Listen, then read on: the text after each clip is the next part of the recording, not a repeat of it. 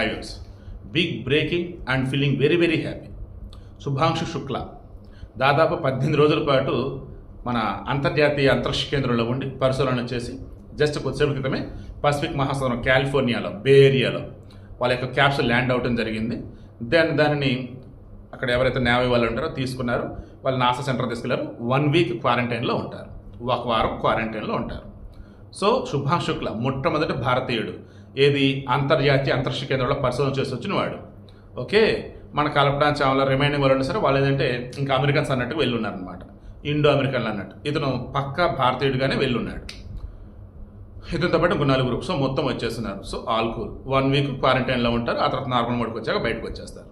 So ఇప్పుడేంటి మరి ఇంతకుముందు రాకేష్ శర్మ ఆయన అసలు ఎక్కడున్నాడండి? అంతరిక్ష యాత్ర చేసిన మొట్టమొదటి అతనే కదా. అంతరిక్ష యాత్ర చేసింది అతనే. అంతర్జాతీయ అంతరిక్ష కేంద్రంలో ఉండొచ్చింది శుభాంశు శుక్ల, ఫస్ట్ పర్సన్. అంతరిక్ష యాత్ర చేసిన ఫస్ట్ పర్సన్ మన రాకేష్ శర్మ. రాకేష్ 1984లో చేస్తున్నారు.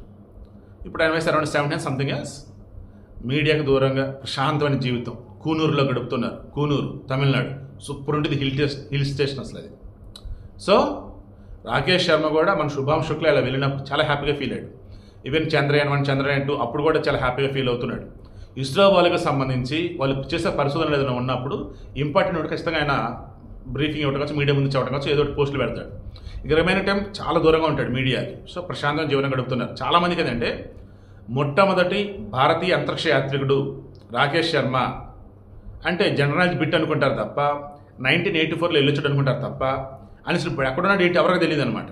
సో అది కూడా గ్యాదర్స్ ఇప్పుడు మీకు ఇస్తున్న ప్రశాంతంగా జీవితం గడుపుతూ సంతోషంగా హ్యాపీగా ఉన్నారు.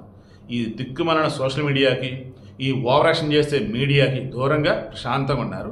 And Shubhanshu Shukla once quarantine అయిపోయిన తర్వాత ఇండియాకి వచ్చాక బోల్డ్ విషయాలు చెప్పి రిమైనింగ్ మాట్లాడతాం.